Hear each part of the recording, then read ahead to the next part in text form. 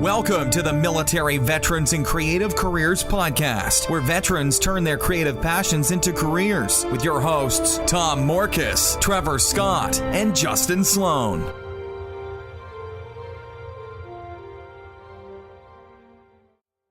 Hello, everybody. This is Justin Sloan here, and I'm here with Tom Morkes and Trevor Scott, and this is the Military Veterans and Creative Careers Podcast.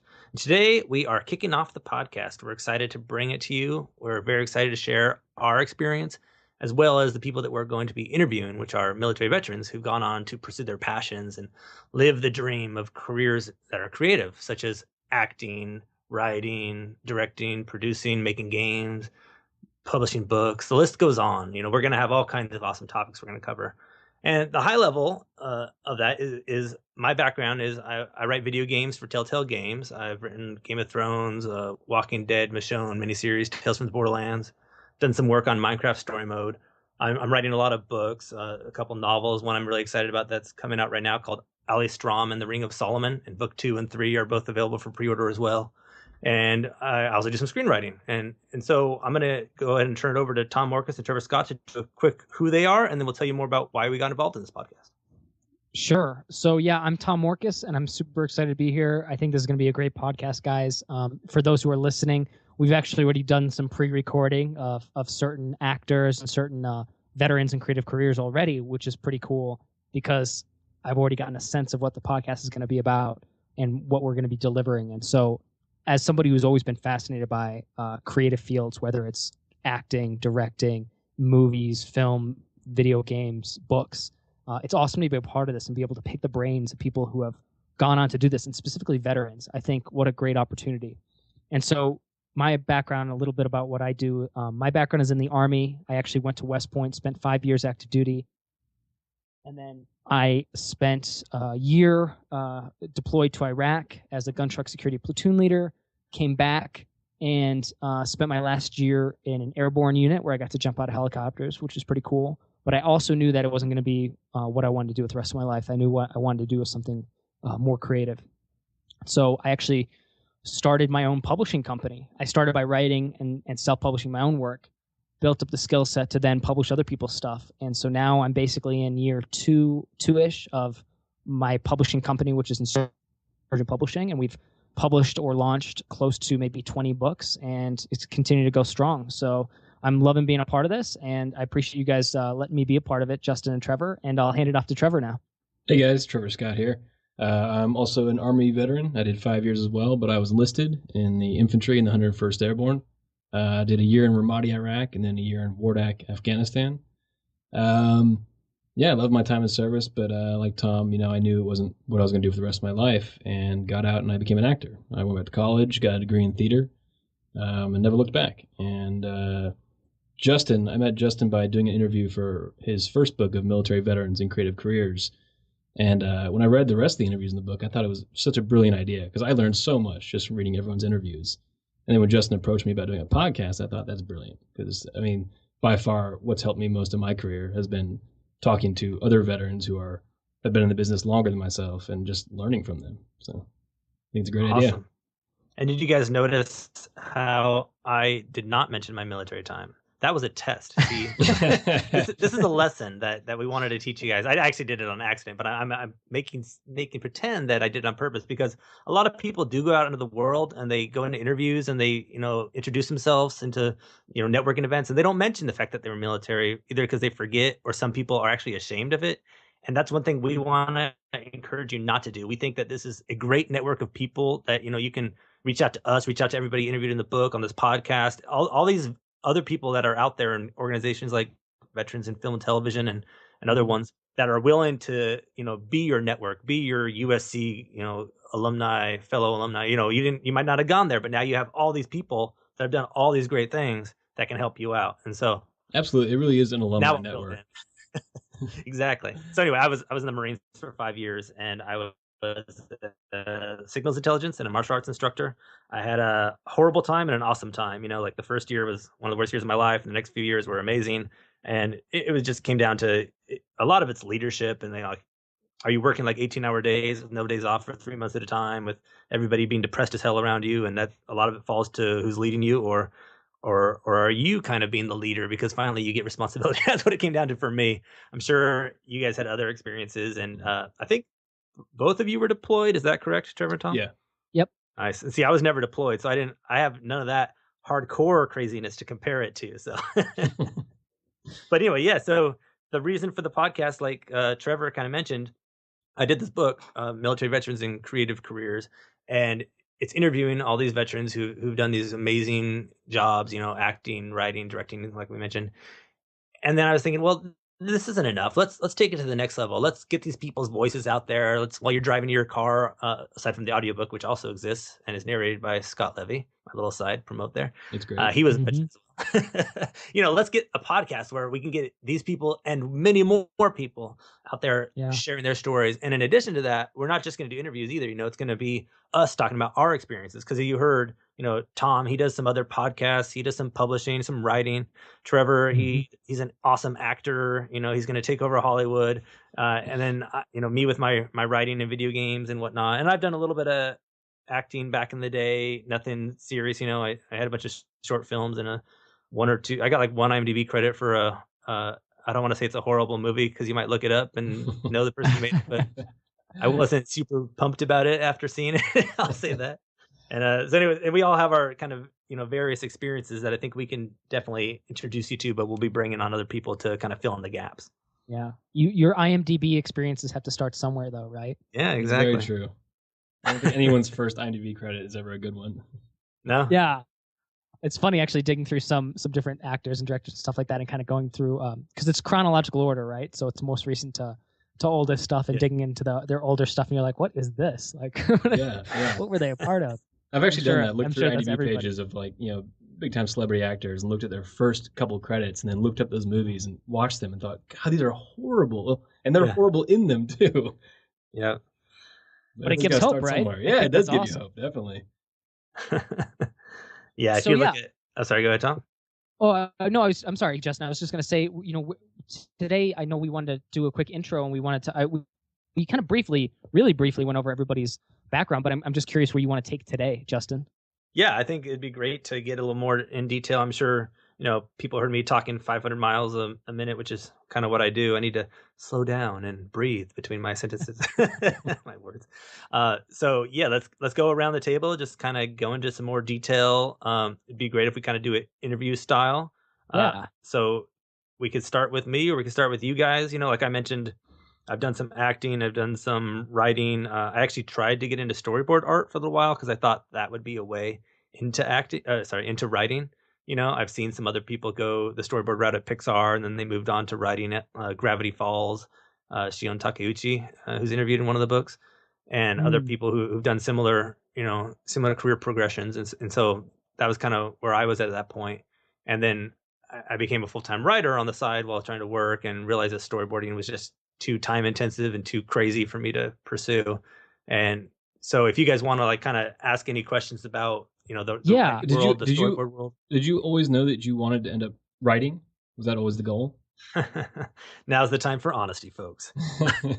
No. That's it, man. So this is my non-interview question, meaning if I'm in a job interview, of course I'm not going to answer this way. And prospective hires, now mute this for a little while, okay?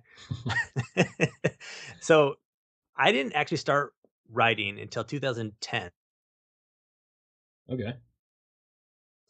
I was in DC. It was Snowmageddon. It was crazy.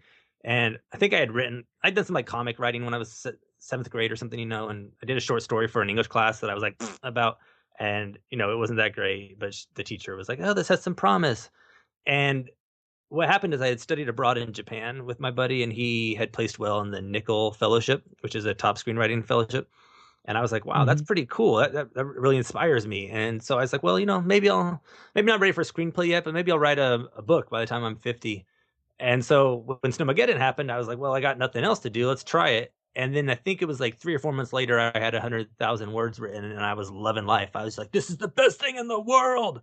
I should always be writing. And it just kind of spiraled out of control from there. I just kept writing more books, taking classes. I enrolled in the Johns Hopkins Masters in Writing program, got rejected the first time, tried again, got in after taking more classes and networking and trying to see how I could get my foot in the door. And from there, I did the UCLA screenwriting program because I had taken a screenwriting class at Johns Hopkins and loved it and thought, wow, this is even just as amazing. And why would I limit myself to one style of writing when I could do multiple styles of writing? Because you never know when you're going to get discovered or how you're going to get discovered or what door might open up for you. And if it's something that you love just as much, why not do it? And from there, the video game writing thing just kind of happened. Luckily for me, the company I work for has a very similar style to screenwriting. So it wasn't like I was kind of trying to jump ship and start all over or anything. Yeah, video games are so cinematic these days that I feel like, they'd have to hire screenwriters. Yeah, and they are hiring some high caliber screenwriters for sure, whether it's bringing them in for a few weeks for, consultations, or whether it's like us just bringing us in full time. And they've hired a lot. I think we have like 20 or so writers at That's Telltale. really cool. A lot of them screenwriters. Now, you said the video game thing just happened. How did it just happen? Yeah, so that was a lot of networking. This is where I do my little LinkedIn plug. I love LinkedIn. I think it's amazing. I have some pitches for other styles of LinkedIn things that we need to start at some point, but that's another day. And so basically, I was reaching out to people at Pixar and other companies, and I advise everybody out there, reach out to as many people as you can, try to connect, try to see if they can meet for coffee or jump on the phone or just give you some advice via email. And that's what I was doing. And I connected with a few of those guys, and one of them had done the UCLA program. So I was like, oh, hey, what do you think? Should I enroll in that? And he advised I do it, and I did it. And I kind of just sent him like an email here and there. I think we sent like 3 or 4 emails over a year, nothing big. But one day he moved over to Telltale, and I was like, oh, that's cool. What's that? And I checked it out, and they had a writer position. And I said, oh, wow, I'm kind of desperate to be a full-time writer right now because I'm sick of not writing every minute of the day. And so I applied, and I emailed him, and I said, hey, guy that I've interacted with a few times here and there, I just applied for that job. Pretty excited about it. Looks awesome. Reminded him who I was kind of. And the interview process kind of started from there. I heard from HR. I emailed him and said, hey, they've invited me to come in for an interview. And he said, oh, that's awesome. Hey, if you get the job, guess what? I'll be your boss. And so that was pretty cool. Just kind of knowing who he was already, like not feeling like I'm walking into this place without any knowledge of what's going on. How that kind of scared feeling? I didn't have that walking in, which was nice for the interviews. And they ended up having like 4 hours of interviews, I think, with like 6 different people at first. And they were kind of coming in and new people were coming in. And then I met with him, and then I met with the 2 co-founders, and it was just a crazy day of awesomeness. But the whole time I was just, inspired and ready because I'd been putting my foot to the pedal, I guess, working on the craft for at that point 4 years, which doesn't sound like a lot, and it's probably not to a lot of people, but I was going hardcore. I was putting every minute I could into it. Lunch breaks, mornings, evenings. I was trying to get that 10,000 hours as quick as I could, and obviously it paid off. That's so cool. That's awesome. So before you applied at Telltale, were you just actively writing screenplays, trying to sell scripts, or? Yeah, and books, novels, and a little bit of nonfiction. And I had done a few little gigs here and there. My screenwriting career is definitely not shot off yet, I would say. I've done some little assignments here and there. A director hired me to write something for him. It ended up dying in finance stages, like trying to get financing. He had some cast and everything, and he was all excited. And then, poof, what happened? And, nothing. And then a while later, sorry, dude, money, we'll see. He still claims it's going to get made. Yeah. Yeah. And I had something optioned, that same idea. If something gets optioned, that's cool, but it doesn't necessarily mean it's going to go anywhere. Yeah. And talked to a couple managers. A big step just to get a script optioned. Yeah, and I like it.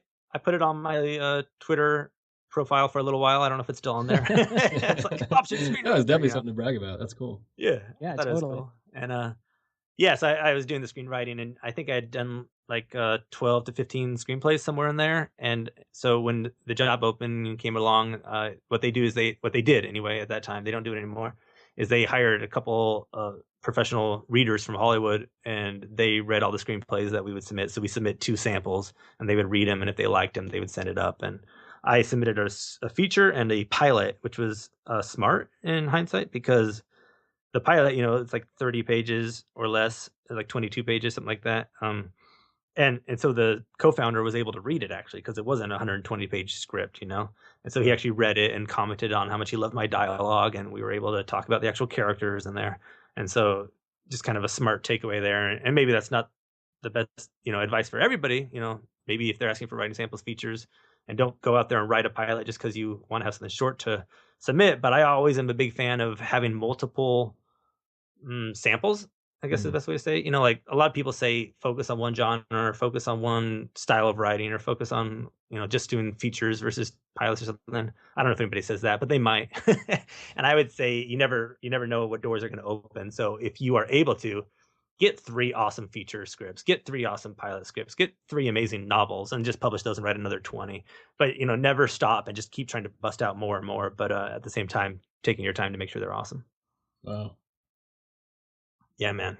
Well, what do you think? Should we move on to one of you guys now? Any more on that? Well, Tom, let's transition to because you're in publishing, so that's that's a whole related world I know nothing cool. about. Yeah, totally. Yeah, I think that's probably an appropriate transition there. Although I do have more questions for you, Justin, but I'll keep them till the next time we cover some of your topics in writing and stuff like that. But sure. I guess you know, the long and short of it is, and I guess what's interesting is like hearing your guys' story and how you guys got your foot in the doors in these areas that I perceive as being highly competitive, and we can talk about that. And I'd love to hear your opinions on that, Trevor. We'll get to your story, but I kind of went. I'm a path of least resistance kind of person. Like if you know, if I had a fighting style, it would be Steven Seagal's fighting style. You know what I mean? Like I'm not going to take the punch. I'm going to try to move around it and use that force against it. Right. But like and so when I got out of the Army, I remember thinking like, really, what are my options? And it really only seemed like there were only a couple of legitimate options, which was like, go get essentially a higher degree. So do law school or do business school or something like that. Or go with one of the recruiting firms and do some sort of middle management job, which basically terrified me. And I was like, that seems like the last thing I'd want to do. I'm not I'll do it. I'm not proud. Like I can get over that. But I was like, if there's any other way around this, I'm going to try. So what's interesting is I've been paying attention to a lot of the stuff that people have been doing online, like bloggers and podcasters and stuff like this, and seeing people, in some cases, even sharing their income reports and stuff like that, and just being like, is this for real? Like, can you really make thousands of dollars a month doing whatever it is these people are doing? I didn't really understand it at the time. So I was like, well, you know what? I'm going to at least give it a shot, see what happens. So yeah, for me, it was just, I actually went straight into, I started blogging when I was in the Army, kind of secretly, like on the side, because I didn't want anyone to know about it. Huh. And then, but like little by little, people did start finding my platform online. So like it was almost like living a double life there. So I was company commander, and then I had a blog on the side that I didn't want anybody in the Army to ever find out about. And then, and then I got out in 2013. So I did this for about a solid year, and I actually self-published a few books, or like really small books. And the first one I ever put for sale, I made $500 in the first month. And I remember thinking like, wow, this is a light bulb. Like you can make money from nothing basically online. Like it was almost alchemy, like digital alchemy. Like it was kind of crazy to me. Nobody paid me to do this. It was something I created out of my own ideas, so much like Justin does with his writing and stuff like that. And then I put it out into the world and people actually bought it, which was insane. I also used a pay what you want pricing, which is a whole different story. And so basically I offered it for free and just said, if you guys like this, you can tip me basically. And so that was also remarkable in its own way. But that was a couple of light bulbs for me saying, okay, maybe this is possible. Maybe I can do this at a bigger scale, because at that point I had only maybe 150 subscribers to my blog. And I've always read and kind of understood that the bigger the audience, the more you can sell, right? So I was like, well, if this is just the tip of the iceberg, I think if I were able to go at this full time, maybe I could do something legitimate with this. So I basically committed to 2 kind of really crazy things when I got out. I was number one, I was definitely going to get out. So I was going to get out the summer or fall of 2013, basically. And I essentially committed to taking a year off to go travel abroad. So I got married right after I got out. That was planned. It wasn't a shotgun wedding or anything like that. So we got married. I sold my car and bought a round the world plane ticket. And then I kept blogging and doing my stuff online. So we actually traveled to New Zealand, Australia, Indonesia, South Africa, Namibia, and then up the west coast of South America. And we did this for a full year. And I thought I was going to come back broke and tap into my savings and probably come back in debt. And I was like accepting that I was going to be okay if I came back with $20,000, $30,000 in debt. And what ended up happening is we not only broke even, we actually did better. for the year, and I didn't actually replace my Army income, but I don't know, I think I was up maybe like $10,000 or $20,000 that year from traveling around the world. So I was like, okay, wow, let's do this again. So we did another year abroad, and then things scaled even more. And now I'm happy to say now we finally settled down here in the States. And so I went from self-publishing to publishing other people's stuff. And that's when everything kind of blew up for me. So now I've worked with dozens of authors, mostly in the business nonfiction space, working with some really big names right now if you're in that space. And I'm just really super excited for what the future holds, but things have been blowing up for me. And now we finally settled down just outside of Aspen, Colorado. And so basically I tell that story to show that there are definitely a lot of routes to kind of get where you want to go. And it's definitely an untraditional route, but it can happen. And I guess that's the reason I put it out there for you guys to hear and for everybody to listen to and think about that. If you're interested in that kind of crazy stuff, that there is a way. I think there are ways to do it. I don't think you can do that what I did with acting or like movies.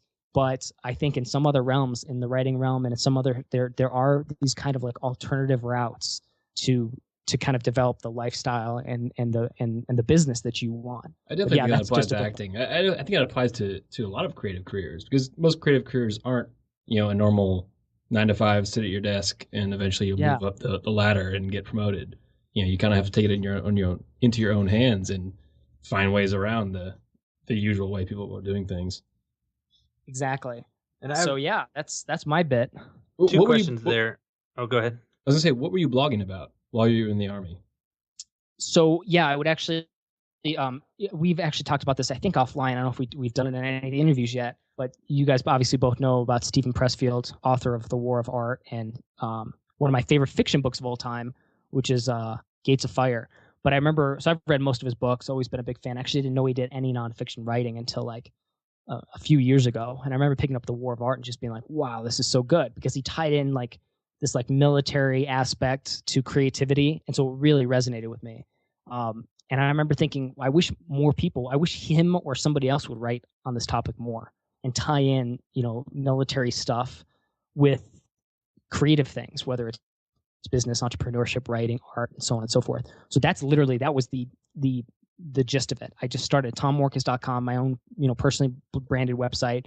I didn't necessarily know which direction I was going to go. And I started writing essentially on the War of Art, and applying military principles I'd learned in the military, whether deployed to Iraq as a, gun truck security platoon leader or as a company commander, or I was an S3, so operations in an airborne unit as well. So like all these kind of like to a degree, there's some levels of complexity in the stuff that I did, but I remember there was a lot of like really kind of cool knowledge that you learn kind of if you're in those positions when it comes to planning and, tactics and things like that. So I basically just took that knowledge and I applied those military tactics, those Army tactics to writing, art, and business. And so it was essentially just kind of a riff on The War of Art, just kind of from my vantage point.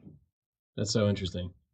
That's cool. I have two questions, but before I ask those, I want to just throw this out there too, that at the end of the episode, let's remind people, I have a few copies of The War of Art and a few copies of our book, Military Veterans and Creative Careers. So let's do some kind of cool thing where first person who comments or something like that, we can give away 3 copies of each, we can sign ours. That'd be fun. But anyway, love it. So where were you doing this pay as what you want? Like where were you hosting that? Just on your own site, or is there a site that does that?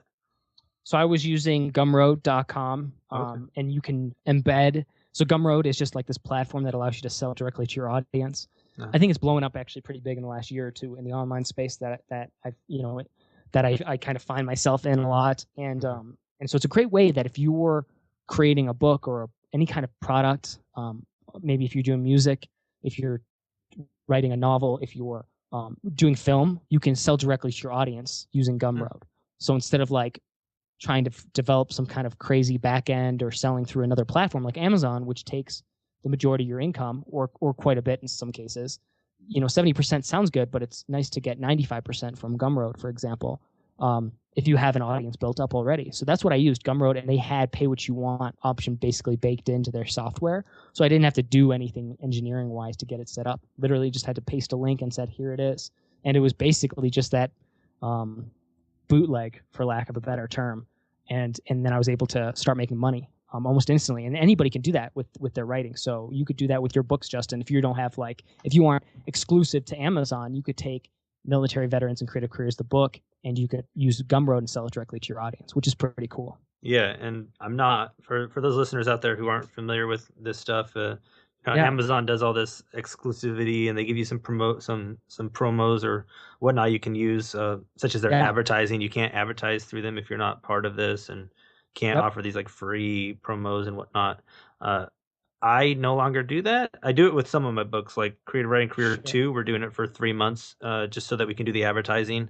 And then we're going big, just like all my other books now are on iBooks, Kobo, Nook, etc. But so while you were traveling, the money that you were making was from this kind of publishing and other things that you had started? Yeah, it was from stuff. So I started the blog, which is a bunch of free stuff. I started a podcast, In the Trenches. I'm still doing that, still blogging, of course. And then I was creating these little digital products, right? So whether it's an ebook, a guide, or small, I call them kind of smaller because they weren't huge. I don't think anything I wrote was really over 100 or 150 pages, so smaller stuff. And I was making money, a little bit of money through that. I'd have to actually go through and look at my numbers. Probably maybe like 10,000 from self-publishing my own books and stuff like that. And then the difference I made up was from other things. So I actually did a bunch of collaborations and stuff like that. So I worked on a number of different collaborative projects with different people. So I did like marketing for one kind of business incubator thing. And then when we did the launch, I got obviously a piece of the pie. I did that kind of, I did some marketing and kind of essentially freelance or consulting work here and there in the digital space. And then also, I also started doing pay what you want consulting. So I said, hey, if anybody's interested in this knowledge that I built up over this obviously very short period of time, but you'd be surprised. There's even if you know a little bit, that's more than a lot of people, and you can immediately potentially start charging for that if you want. So I put it out there and I just made it pay what you want. And so all of a sudden I was getting paid.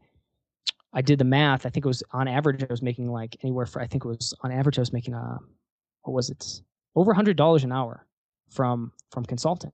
And that's pay what you want consulting. That was pay what you want. So some people were paying, 20, 30, $50 an hour. Other people, 150, 200 or more. So it was kind of an interesting experiment. And I was doing that because I was writing the book on pay what you want pricing as well. So that's a whole another ball game. But it was, so I was doing all these kind of just different experiments online. But that's, if that makes sense. So I made a little bit of it from self-publishing. I made probably a bigger bulk of it from consulting and then also collaborative projects. That's really cool because you hear a lot of times I've heard this advice that you don't want to sell yourself short.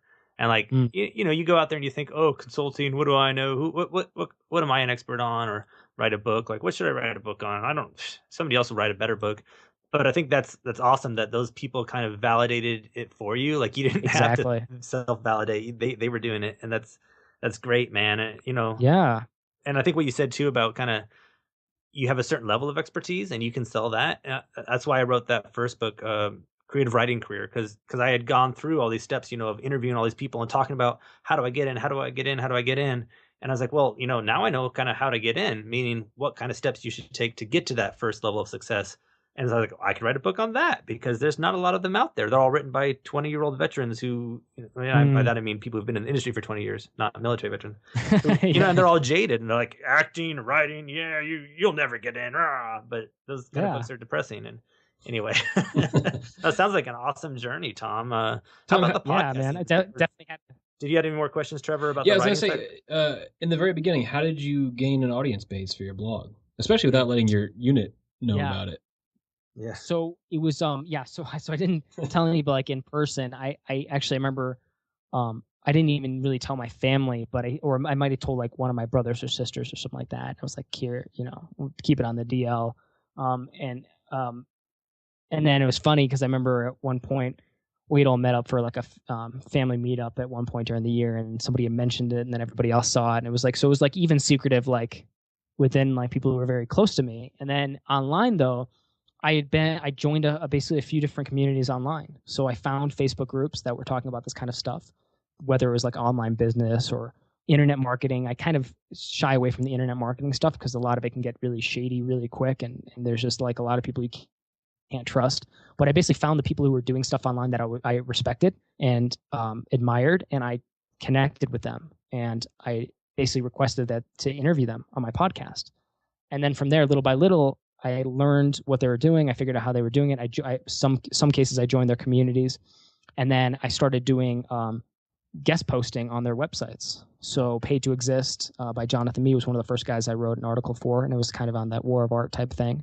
And that was where I got my first slew of subscribers to my blog, and then from there it just compounded, and I started doing more outreach like that. And then now it's so I basically now I'm at about 4,000 subscribers. So over the course of about 2 years, about 4,000. So it's not a ton. There's people that build faster than that, but I've been pretty slow and steady with the growth. But I do realize that there's so much power in being able to say, yeah, I have an audience that if I want, I can sell something. For example, it was my birthday a few weeks back, September 11th of all dates, right?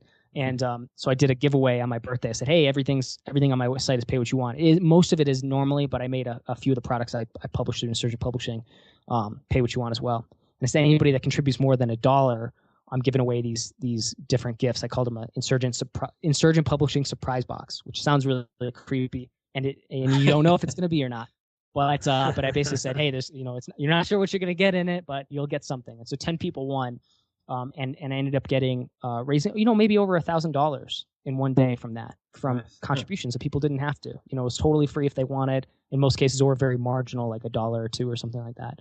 But it just goes to show you the power of having an email list, and then of kind of cultivating that relationship too with your audience, which I'm sure we'll dig into, and we'll see that trend as we go through with these interviews that we'll be conducting over the course of the military veterans and creative careers. Absolutely. Yeah, I think 4,000 is pretty awesome. I actually was ignoring the whole author list thing until about 2 months ago, just because I was so focused on writing books. And finally, Sean Platt, they had me on their self-publishing podcast, and they're like, dude, that is the main thing you got to do, man. I finally, I felt legitimized being at Telltale and work on Game of Thrones and whatnot. So I said, okay, now's the time to stop focusing on writing, focus on building the list. So congrats on 4,000, man. That's amazing. I'll publish you through Insurgent Publishing, and then I'll help you build that list, and we'll go from there. Sounds like a good plan. I'll go hardcore on it next time. Yeah, exactly. How'd you connect with these people? Like, you were working with Jeff Goins, I saw, and you just mentioned you're probably some other big names that you can throw out there if you feel like. I'd prefer you to, so I know who they are. Yeah, totally. So Jeff Goins, great dude. I basically I had reached out to him when I was super early after I'd done some guest posting, and I had him as a podcast guest. So very strategically, I used the podcast to make these relationships and build these relationships. It's much harder to get a hold of these people now. So it was kind of cool to be able to get them when they were just starting to blow up. Yeah. Because that's when people are most likely to take the interviews and stuff like that. So him, John Lee Dumas, and all these other guys. John Lee Dumas is a veteran that maybe we can get on this podcast as well. Yeah, that's why I got you guys on this podcast. Yeah, exactly. He's straight up killing it, right? And so it was getting them on my podcast was a big way to do it. Seeing where I could share or support their work was, again, just to kind of get on their radar a little bit. And then so I had that prior relationship a little bit when I knew Jeff was coming out with the new book. I said, hey, here's what I can do for you, and here's what I've done for other people. And then it was like, well, let's talk, and I want you to be you help me out with my strategy and stuff like that. So I was like, okay, awesome. I'm not going to turn that opportunity down. So beyond him is Dan Norris, co-founder of WP Curve and Black Hops Brewery, and he's a serial entrepreneur. I've worked with Matt Paulson most recently, who's built like a $2 million per year newsletter. So if you want to talk about email marketing, that guy knows what he's doing. I'm working with Ash Murria, who's the best-selling author of Running Lean, and he's coming out with a new book next year. And so we're working on the book marketing, a book launch for that, and it's going to be huge. So that, if you're familiar with the Lean Startup series and Eric Ries and just Lean startup principles and stuff like that, or the tech scene, then that's a pretty well-known name, and he has a very passionate, loyal fan base. And so that's an example of some of the people I've been able, kind of blessed enough to be able to work with. And so now it's starting to take off. And now that I have that background and I can say, here are the people I've worked with, these are our results. Now it's much, much easier to get my foot in the door with new potential clients and bigger names. So we'll see. I think circle back around with me in 6 to 12 months, and I'll see where I'm at. But I expect very good things because, again, building up a track record, which I know that's going to be a common theme as well throughout this. Just getting little wins and compounding those little wins over time it pays dividends. Yeah, it's amazing. How do you use a list like that to promote an actor's career? That's a good question, man. I guess we need to dig into Trevor's backstory a little bit here, don't we? Yeah, let's get into it. I'll get around to that question. Yeah. I think that's kind of the Twitter equivalent, I guess. Okay. A lot of times they're casting actors for bigger roles on TV series and stuff. They kind of start to look at, how many Twitter followers they have, what kind of social media presence do they have, how many fans are they bringing with them to this show. It'll add value to the actor. But yeah, I got out of the Army in 2009, moved to LA and went back to school. I wasn't sure exactly what I wanted to do. I think acting was one of those things that I always thought would be fun, but it just seemed like a pipe dream. It didn't seem like a viable career option, But I grew up in Northern California and wanted to try living in Southern California for a while, and went to Santa Monica College at first. And shortly after I got out, a buddy of mine who I deployed to Iraq with had gotten out a couple years before me and was in film school. And he was shooting a short film about soldiers in Iraq, and he asked me to come be in it and help him out with it. I spent about 3 or 4 days shooting that student film with him. I thought, God, this is incredible. If I could do this for a living, I would be happy every day. And so I started taking acting classes at school, and I was a business major first because I figured whatever I ended up doing, I needed some business knowledge, which I think was a good foundation for many things. But yeah, I eventually switched my major over to theater, transferred to Loyola Marymount University, and graduated with a BA in theater. That was about 2 years ago since I graduated, and somehow I've been able to work professionally as an actor and actually make a living at it, which is... And you've done some pretty cool shows, right? What are some of the cool shows that you've been on? Let's see. I've been on Criminal Minds, done a few soap operas, General Hospital, Days of Our Lives, Young The Restless. I was on the show Enlisted. I actually worked, it was the Fox sitcom there's a comedy about the Army. And I actually worked that whole season as one of their military advisors, which is actually nice. my first job right out of college. And I just got that through networking. I've been to some meetings at VFT, which is Veterans of Film and Television, and I met a guy who had a consulting company, and he knew I was graduating from college, and I ran into him one day, and he's like, "Hey, I know you're graduating soon. You're probably gonna be looking for acting work, but I have I'm looking for a guy who can be on set every day and help them with just military courtesies and uniforms and just helping the actors with all their military questions." I was like, "Yeah, that's great." I was about to start looking for jobs waiting tables, So I spent every day on set at Fox, and it was like a paid internship. It was amazing just to spend every day on the TV, on the film set, and it was kind of cool that I kind of existed outside the normal rank structure of the TV show, because film and TV is very much like the military. I mean, if you see a film being shot or a TV show being shot, it's so much like a military operation. I mean, there's a definite rank structure. Everyone has their specific task that they have to be extremely proficient at. There's a lot of hurry up and wait, a lot of long days, early mornings. But it's kind of cool to be the military advisor on set, which isn't a usual job on a film set. So I kind of existed outside the rank structure. So I was able to talk to the stars of the show, or the directors and the producers, but also, the grip and the craft service person. I kind of got to understand what every job was on the set, which, I mean, it's incredible how much work goes into filming anything. You see 4 actors on the screen, and there's 150 people behind the camera. So were you there like 20 hours a day? Yeah, it was long days, and I was doing a play at the same time. I didn't sleep much for like 4 months. I was doing a play called Tracers, which is a play about Vietnam vets, and it was written and performed by a group of Vietnam vets in 1980. And the original director wanted to do it again. It's been done all over the world. Like the play kind of became famous, but then the director wanted to do it again because of you. No. Because of the original vets in 1980 when they did it. But the director wanted to do another production with all veteran cast, and it's the first time it had been done with an all veteran cast. So they got a bunch of Iraq and Afghanistan veterans and auditioned them, and I was lucky enough to get in the play, and that was an amazing experience too. But I was doing that at the same time, so I would go straight from set to rehearsal.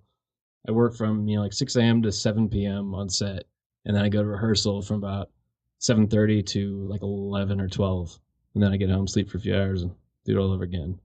But it was great crash course. I think that's 2 things you can talk about to our audience, for especially people that are thinking, I want to try to act, or I want to try to be a military advisor, like what the realities are of being on set. Like, how often can you have a normal life and a normal work day with that kind of lifestyle? And then also for the advising, like, what does that mean? Like, can you do that on your own? Do you have to be part of a company for that? How does that I work? don't actively pursue military advising, I guess. Like I wouldn't. I know several guys who have started their own companies, and they're really branding themselves as military advisors. And I've gotten jobs advising just because I know those guys. They're like, hey, we're shooting this commercial. We need somebody to help out with uniforms and stuff and help with the actors. And I'm like, yeah, sure, why not? I'm not acting anything today. Why not make some money? But yeah, military advising is a hard job because they expect you to know everything about every branch. Yeah. In every time period, so they ask you all these crazy questions, and you're like, I don't know what the Navy uniform looked like in 1960. I was in the Army in the 2000s, But it's definitely been a good foot in the door, and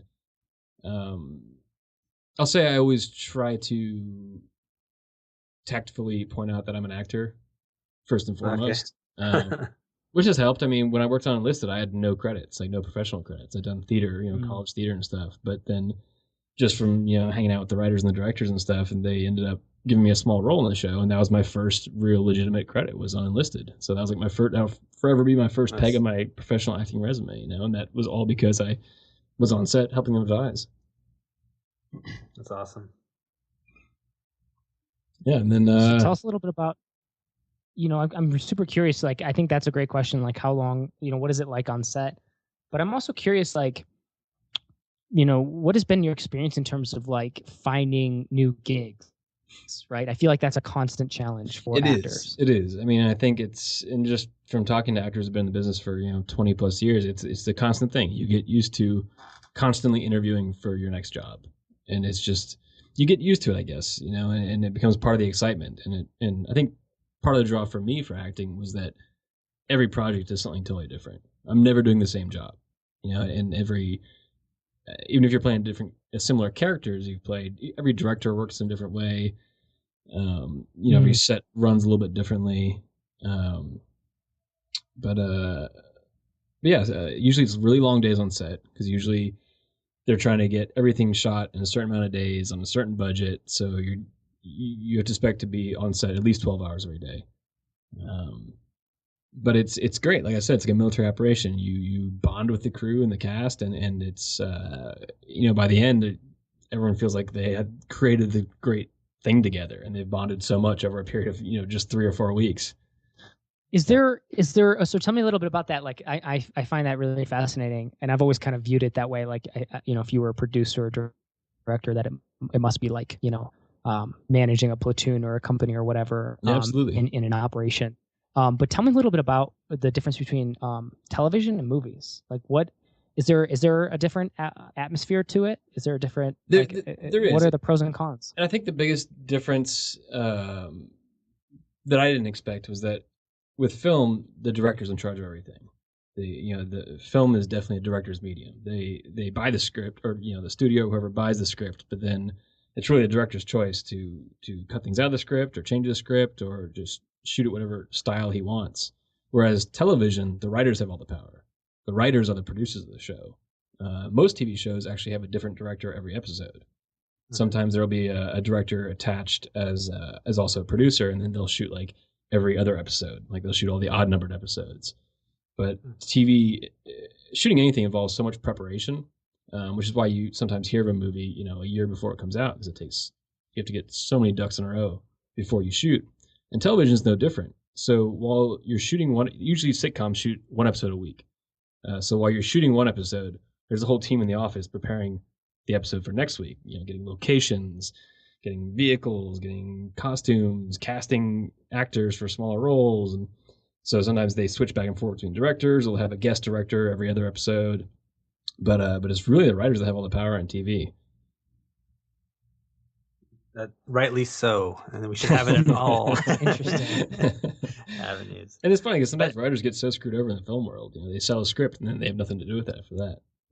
Yeah, you hear the horror stories like. Yeah.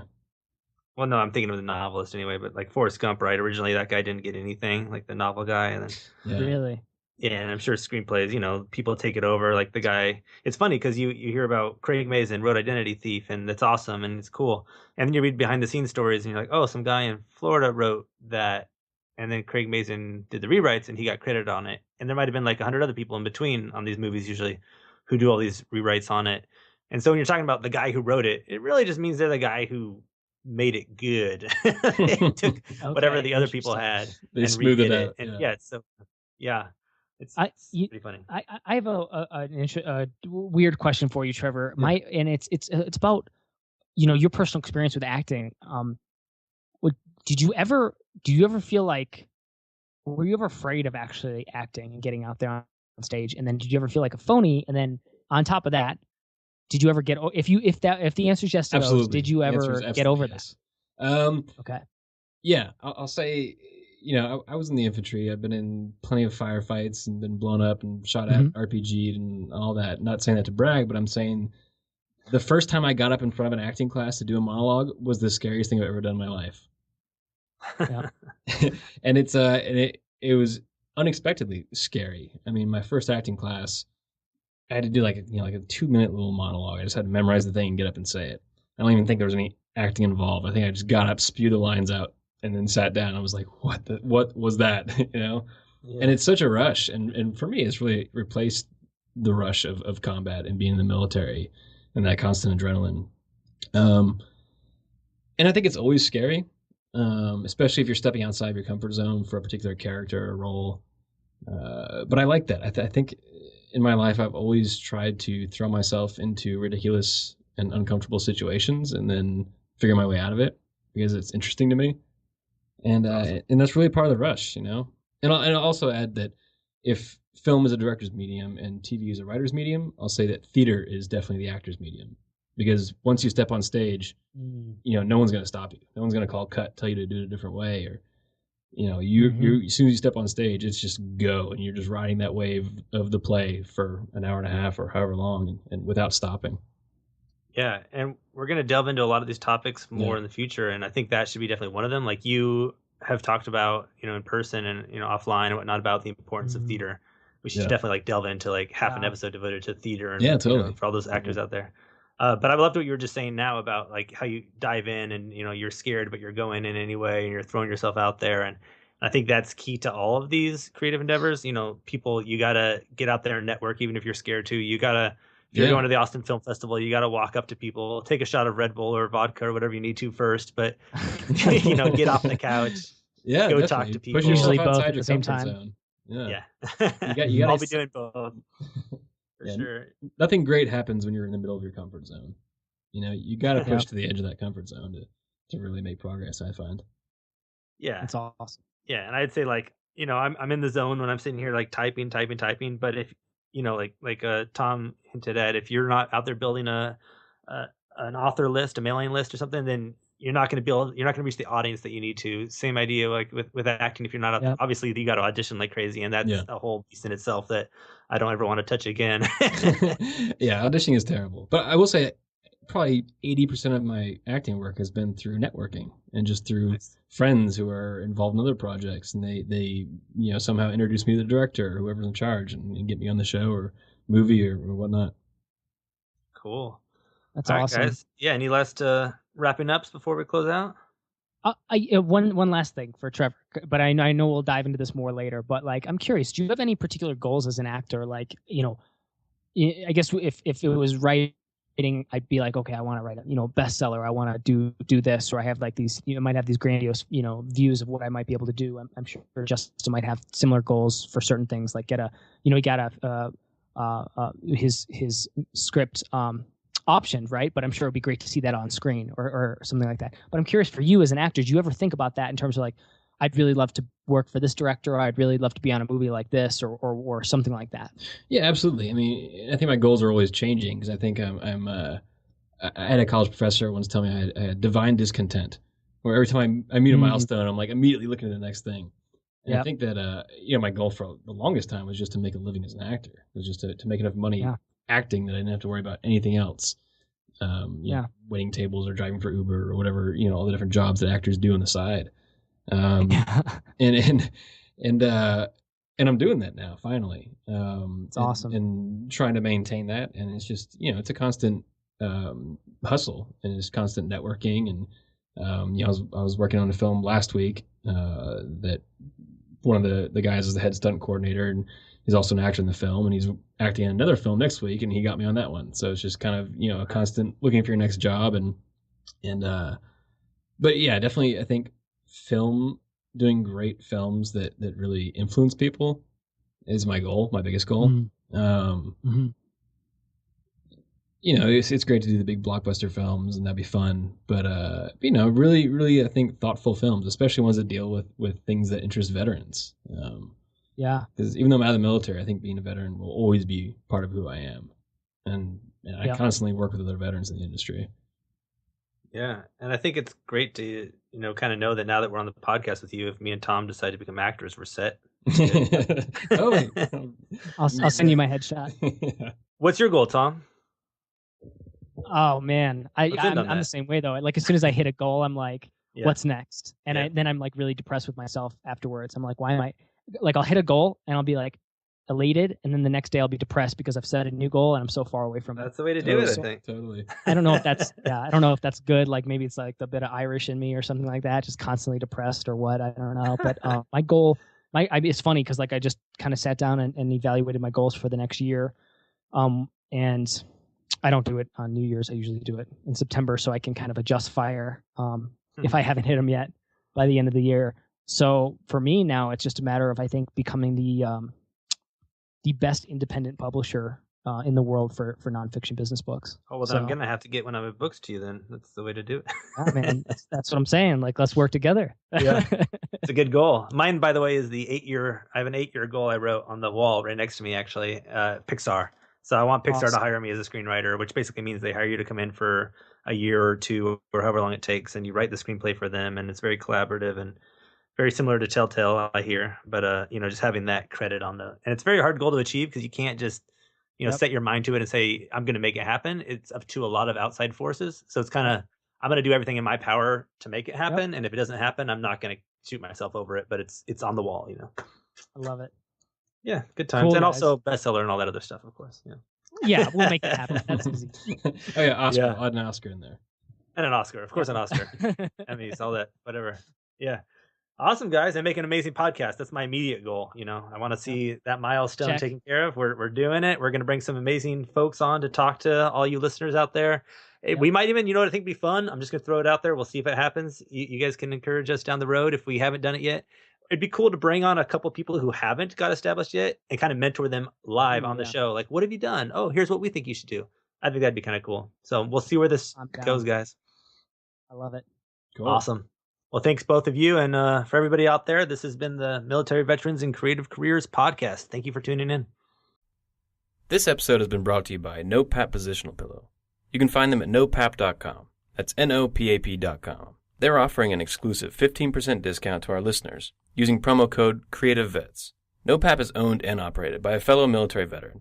And, well, we love supporting veteran-owned companies, and we hope you do too. On top of that, all their products are made 100% in the USA. I can actually vouch for the fact that their pillows are extremely comfortable and well-made. My wife got one while she was pregnant and loved it. Well, I steal it from her all the time now and use it. It's kind of a U-shaped pillow that helps keep you on your side while you're sleeping. They developed it to help people with snoring and sleep apnea, but it's also just a damn comfortable pillow. I actually use mine on the couch all the time while I'm watching TV or working on my laptop. If you wrap it around you, it gives you great lower back support and armrests. So, I personally vouch for this product and this company, but if you don't believe me, try it for yourself. Head over to nopap.com. That's NOPAP.com, and check out their stuff. You can also find the link to their website, along with the show notes for this episode and other great stuff on our website, militaryveteransandcreativecareers.com. Don't forget to use the promo code CreativeVets and enjoy a great night's sleep.